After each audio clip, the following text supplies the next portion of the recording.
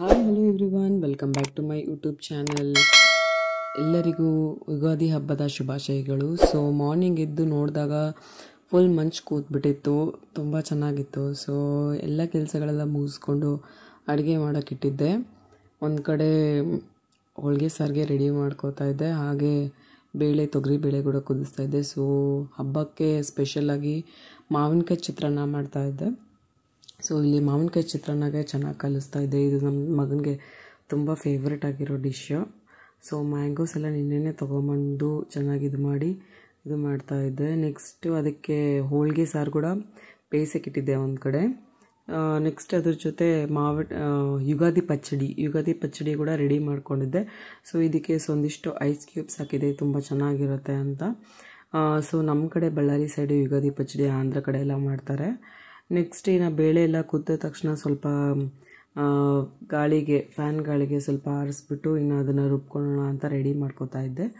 So ಅಡುಗೆ ಎಲ್ಲ ಮುಗಿಸ್ಕೊಂಡ್ಮೇಲೆ ಇನ್ನು ದೇವ್ರ ಪೂಜೆ ಮಾಡೋಣ ಅಂತ ಫೋಟೋಸ್ ಎಲ್ಲ ತೆಗೆದುಬಿಟ್ಟು ದೇವ್ರನ್ನ ಪೂಜೆ ಸ್ಟಾರ್ಟ್ ಮಾಡಿಕೊಂಡೆ. ಕ್ಲೀನೆಲ್ಲ ಮಾಡ್ಕೊಂಡ್ಬಿಟ್ಟು ಕಳಸ ಎಲ್ಲ ಕೂಡಿಸ್ಬೇಕಾಗಿತ್ತು. ಸೊ ಇದೆಲ್ಲ ಮುಗಿಸ್ಕೊಂಡು ದೇವ್ರ ಪೂಜೆ ಎಲ್ಲ ಮುಗಿಸ್ಕೊಂಡು ಲಾಸ್ಟಿಗೆ ಪೂಜೆ ಕೂಡ ಮಾಡ್ಕೊಂಡ್ವಿ. ನನ್ನ ಮಗ ಕ್ರಿಕೆಟ್ಗೆ ಹೋಗಿದ್ದ. ಸೊ ಅವನಿಗೆ ಹಬ್ಬದ ದಿನ ಕೂಡ ಕ್ರಿಕೆಟ್ ಇತ್ತು. ಮಾರ್ನಿಂಗೇ ಅವ್ನು ಕ್ರಿಕೆಟ್ಗೆ ಹೋಗಿದ್ದ. ಅವ್ನು ಬಂದಮೇಲೆ ಎಲ್ಲರೂ ಫ್ರೆಶ್ ಅಪ್ ಆಗಿ 3 ಜನನೂ ದೇವ್ರಿಗೆ ನಮಸ್ಕಾರ ಮಾಡಿಕೊಂಡು ಬಿಟ್ಕೊಂಡ್ವಿ, ದೇವ್ರ ಪೂಜೆ ಎಲ್ಲ ಮಾಡ್ಕೊಂಡ್ವಿ.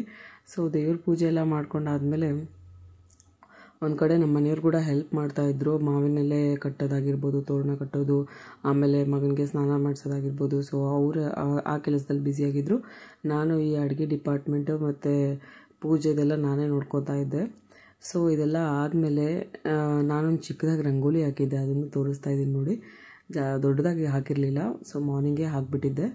ನೆಕ್ಸ್ಟ್ ಅದೆಲ್ಲ ಆದಮೇಲೆ ಒಂದಿಷ್ಟು ಹೋಳಿಗೆ ಎಲ್ಲ ಮಾಡಿಕೊಂಡು ಮಧ್ಯಾಹ್ನ ಎಲ್ಲರೂ ಚೆನ್ನಾಗಿ ತಿನ್ಕೊಂಡ್ವಿ. ಒಬ್ಬಟ್ಟು ಅಂತೂ ತುಂಬ ಚೆನ್ನಾಗಿ ಬಂದಿತ್ತು.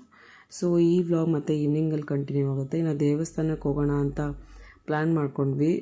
ಫಸ್ಟ್ ಟೈಮ್ ನಾವು ಹೋಗ್ತಾ ಇರೋದು ಈ ದೇವಸ್ಥಾನಕ್ಕೆ. ನಮ್ಮ ಮನೆ ಹತ್ರನೇ ಇರೋದು, ಆದರೆ ಹೋಗಿರಲಿಲ್ಲ ನಾವು.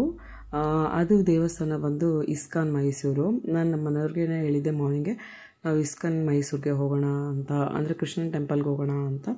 ಸೊ ಫಸ್ಟ್ ಟೈಮ್ ನಾವು ಹೋಗಿದ್ದು. ಇದು ತುಂಬ ಅಂದರೆ ತುಂಬ ಖುಷಿ ಆಯಿತು ನನಗೆ ಈ ಪ್ಲೇಸ್ ನೋಡಿ. ತುಂಬ ಪ್ಲೆಸೆಂಟಾಗಿತ್ತು.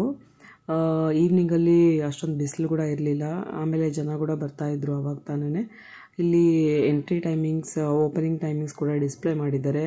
ಇಷ್ಟು ಟೈಮಿಂದ ಇಷ್ಟು ಟೈಮಿಂಗ್ಸ್ ಇದೆ ದೇವಸ್ಥಾನ ಅಂತ. ಸೊ ಇನ್ನು ನೆಕ್ಸ್ಟು ಒಳಗಡೆ ಹೋದ್ವಿ. ಒಳಗಡೆ ಹೋದಾಗ ಆ್ಯಕ್ಚುಲಿ ಕಾರ್ ಪಾರ್ಕಿಂಗ್ ಒಳಗಡೆನೇ ಇದೆ, ನಾವು ನೋಡ್ಕೊಂಡಿರಲಿಲ್ಲ. ಕಾರ್ನ ಆಚೆನೇ ಪಾರ್ಕ್ ಮಾಡಿದ್ವಿ. ಒಳಗಡೆ ಹೋದ ತಕ್ಷಣವೇ ಫುಲ್ ಗ್ರೀನರಿ ಇತ್ತು, ತುಂಬ ಪ್ಲೆಸೆಂಟ್ ಆಗಿತ್ತು.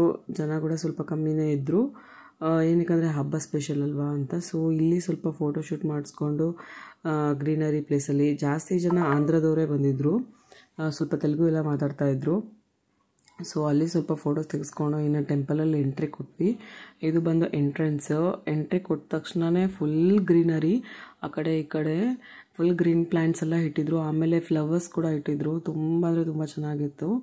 ಆಮೇಲೆ ಅಲ್ಲಿ ಹೋಗ್ತಾ ಹೋಗ್ತಾ ನಮಗೆ ಒಂದು ಸೌಂಡ್ ಕೇಳಿಸ್ತಾ ಇತ್ತು ದೇವಸ್ಥಾನ ಒಳಗಡೆಯಿಂದ. ದೇವರಿಗೆ ಭಜನೆ ಮಾಡ್ತಾಯಿದ್ರು. ಭಜನೆ ಹರೇ ರಾಮ ಹರೇ ಕೃಷ್ಣ ಅಂತ. ಒಂಥರ ಎಷ್ಟು ಚೆನ್ನಾಗಿ ಅನಿಸ್ತು. ನಮಗೆ ಗೊತ್ತಿರಲಿಲ್ಲ ಈ ರೀತಿ ಭಜನೆ ಎಲ್ಲ ನಡೆಯುತ್ತೆ ಅಂತ. ಸೊ ಒಳಗಡೆ ಹೋದ್ವಿ, ಅದು ಕೂಡ ಕ್ಯೂವಲ್ಲಿ ಹೋದ್ವಿ.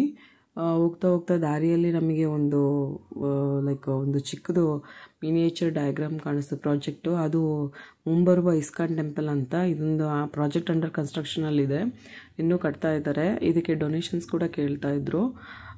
2100 ಫಾರ್ ಒನ್ ಸ್ಕ್ವೇರ್ ಫೀಟ್ ಆ ರೀತಿ ಇದು ಮಾಡ್ತಾಯಿದ್ರು ರುಪೀಸು. ನೆಕ್ಸ್ಟ್ ಇನ್ನು ಒಳಗಡೆ ಹೋದ ತಕ್ಷಣವೇ ಸುಮಾರು ಜನ ಪ್ರೇಯಲ್ಲಿ ಮುಳುಗ್ಬಿಟ್ಟಿದ್ರು ಭಜನೆಯಲ್ಲಿ. ಫುಲ್ ಡ್ಯಾನ್ಸಸ್ ಎಲ್ಲ ಮಾಡ್ತಾಯಿದ್ರು, ಖುಷಿ ಆಗ್ತಾಯಿತ್ತು. ನಾವು ಕೂಡ ಒಂದು ½ an hour ಅಲ್ಲೇ ಟೈಮ್ ಸ್ಪೆಂಡ್ ಮಾಡಿದ್ವಿ. ನಮಗೆ ಗೊತ್ತಿಲ್ಲದಂಗೆ ಸ್ಪೆಂಡ್ ಮಾಡಿದ್ವಿ. ಒಳಗಡೆ ಹೋದ ತಕ್ಷಣವೇ ದೇವ್ರ ದರ್ಶನ ಅಂತೂ ತುಂಬ ಅಂದರೆ ತುಂಬ ಚೆನ್ನಾಗಾಯಿತು, ರಾಧಾಕೃಷ್ಣಂದು. ಇನ್ನು ಅಲ್ಲೇ ನಾವು ಸ್ವಲ್ಪ ಹೊತ್ತು ಟೈಮ್ ಸ್ಪೆಂಡ್ ಮಾಡಿದ್ವಿ. ನಾವು ಕೂಡ ಭಜನೆ ಮಾಡಿದ್ವಿ ಎಲ್ಲರ ಜೊತೆನೂ ಕೂಡ. ಏನಿಲ್ಲ, ಜಸ್ಟ್ ಹರೇ ರಾಮ ಹರೇ ಕೃಷ್ಣ ಅಂತಲೇ ಕಂಟಿನ್ಯೂಸ್ ಆಗಿ ಡಿಫ್ರೆಂಟ್ ವೇರಿಯೇಷನ್ಸಲ್ಲಿ ಹಾಡಾಡ್ತಾಯಿದ್ರು. ತುಂಬ ಅಂದರೆ ತುಂಬ ಖುಷಿ ಆಗ್ತಾಯಿತ್ತು ಅದೆಲ್ಲ ನೋಡಿ. ಇನ್ನು ಬರ್ತಾ ಡ್ಯಾನ್ಸ್ ಕೂಡ ಎಲ್ಲ ಮಾಡ್ತಾಯಿದ್ರು ಜನ. ನನಗೂ ಕರೆದ್ರು. ನಾನು ಸ್ಯಾರಿ ಉಟ್ಟಿದ್ರಿಂದ ನಾನು ಅಷ್ಟೊಂದು ಡ್ಯಾನ್ಸ್ ಮಾಡೋಕ್ಕಾಗಲಿಲ್ಲ. ಅಂದರೆ ನಾರ್ಮಲ್ ಸಿಂಪಲ್ ಸ್ಟೆಪ್ಸ್ ಎಲ್ಲ ಭಕ್ತಿಯಲ್ಲಿ ಮುಳುಗಿ ಡ್ಯಾನ್ಸ್ ಮಾಡೋದು ತುಂಬ ಅಂದರೆ ತುಂಬ ಖುಷಿ ಕೊಡುತ್ತೆ. ಸೊ ಇದೆಲ್ಲ ನೋಡ್ತಾ ಇದ್ದೀರಲ್ವ, ಈ ರೀತಿ ಎಲ್ಲ ಜನ ಫುಲ್ ಪ್ರೇಯಲ್ಲಿ ಮುಳುಗಿಬಿಟ್ಟಿದ್ರು. ನೆಕ್ಸ್ಟ್ ಅಲ್ಲಿಂದ ಇಲ್ಲಿ ನಿತ್ಯ ಸೇವಾ ಮಾಡ್ಬೋದು, ಅದಕ್ಕೆಲ್ಲ ರಿಲೇಟೆಡ್ ಡೊನೇಷನ್ಸ್ ಕೂಡ ಡಿಸ್ಪ್ಲೇ ಮಾಡಿದ್ದಾರೆ, ಯಾರ್ಯಾರ ಹತ್ರ ಏನೇನು ಡೊನೇಷನ್ಸ್ ಇದೆ ಕೊಡ್ಬೋದು ಅಂತ. ನೆಕ್ಸ್ಟ್ ಅಲ್ಲಿಂದ ನಾವು ಕ್ಯೂವಲ್ಲಿ ಬಂದು ನಿಂತ್ಕೋತೀವಿ. ಕ್ಯೂವಲ್ಲಿ ಬಂದು ನಿಂತ್ಕೊಂಡಾಗ ಅಲ್ಲಿ ಪ್ರಸಾದ ಕೊಡ್ತಾರೆ. ಪ್ರಸಾದ ಬಂದು ಪುಳಿಯೋಗರೆ ಕೊಡ್ತಾರೆ. ಮೀನ್ ವೈಲ್ ನಮ್ಮ ಹಸ್ಬೆಂಡ್ ಹತ್ರ ಒಬ್ರು ಎಂಕ್ವೈರಿ ಮಾಡ್ತಾಯಿದ್ರು, ಡೊನೇಷನ್ಸ್ ಇದ್ದರೆ ಇದು ಮಾಡಿ ಅಂತ, ಆಮೇಲೆ ಯಾರಿಗಾದ್ರೂ ಇದ್ದರೂ ಕೂಡ ತಿಳಿಸಿ ಅಂತ. ಸೊ ಅವ್ರಿಗೆ ನಾವು ಓಕೆ ಅಂತ ಹೇಳಿದ್ವಿ. ಅಲ್ಲಿಂದ ಸ್ವಲ್ಪ ಗ್ರೀನರಿ ಪ್ಲೇಸಲ್ಲಿ ಹೋಗಿ ಕೂತ್ಕೊಂಡು ಅಲ್ಲಿ ಸ್ವಲ್ಪ ಪ್ರಸಾದ ಎಲ್ಲ ತಿನ್ಕೊಂಡ್ವಿ. ಪ್ರಸಾದ ಮಾತ್ರ ತುಂಬ ಅಂದರೆ ತುಂಬ ಚೆನ್ನಾಗಿತ್ತು. ನನ್ನ ಮಗನಿಗೆ ತುಂಬ ಅಂದರೆ ಇಷ್ಟ ಆಯಿತು. ನಾನು ಅದನ್ನೇ ಹೇಳ್ತಾ ಇದ್ದೆ, ದೇವ್ರ ಪ್ರಸಾದ ಯಾವಾಗಲೂ ಚೆನ್ನಾಗಿರುತ್ತೆ ಅಂತ. ನೆಕ್ಸ್ಟು ಸುತ್ತಮುತ್ತಲು ಗ್ರೀನರಿ ಇತ್ತು, ಆಮೇಲೆ ಜನ ಕೂಡ ಜಾಸ್ತಿ ಆಗ್ತಾ ಹೋದರು. ನೆಕ್ಸ್ಟ್ ಅಲ್ಲಿಂದ ದೇವಸ್ಥಾನ ನೋಡೋಣ ಬನ್ನಿ, ಒಳಗಡೆ ಏನೇನಿದೆ ಇನ್ನೂ ಬೇರೆ ಬೇರೆ ಪ್ಲೇಸಲ್ಲಿ ಅಂತಂದರೆ ಇಲ್ಲಿ ಕೆಲವೊಂದು ಆಕ್ಸೆಸರೀಸ್ ಇಟ್ಟಿದ್ರು, ಆಮೇಲೆ ಕೆಲವೊಂದು ಬುಕ್ಸ್ ಕೂಡ ಇಟ್ಟಿದ್ರು, ಡಿವೈನ್ ಬುಕ್ಸ್, ಭಗವದ್ಗೀತೆ ಆಗಿರ್ಬೋದು, ಇನ್ನು ಡಿಫ್ರೆಂಟ್ ಬುಕ್ಸ್ ಕೂಡ ಇಟ್ಟಿದ್ರು.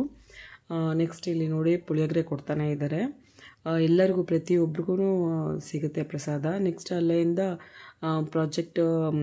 ಕಮ್ಮಿಂಗ್ ಪ್ರಾಜೆಕ್ಟ್ ಅಂತ ಹೇಳಿದ್ನಲ್ವ, ಇದನ್ನು ಡೀಪಾಗಿ ನೋಡಿಕೊಂಡೆ. ತುಂಬ ಅಂದರೆ ತುಂಬ ಚೆನ್ನಾಗಿತ್ತು.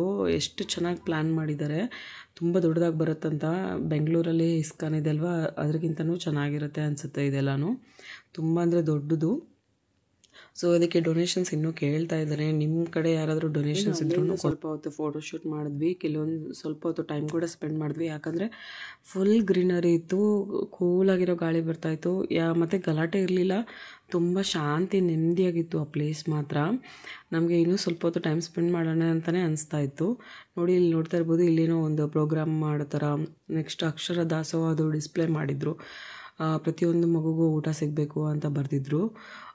ನೆಕ್ಸ್ಟ್ ಅಲ್ಲಿಂದ ಒಂದು ಫಂಕ್ಷನ್ ಹಾಲ್ ಟೈಪ್ ಇದೆ, ಅದು ನಾನು ಕಲ್ಯಾಣ ಮಂಟಪ ಅಂತ ಅಂದ್ಕೊಂಡ್ವಿ.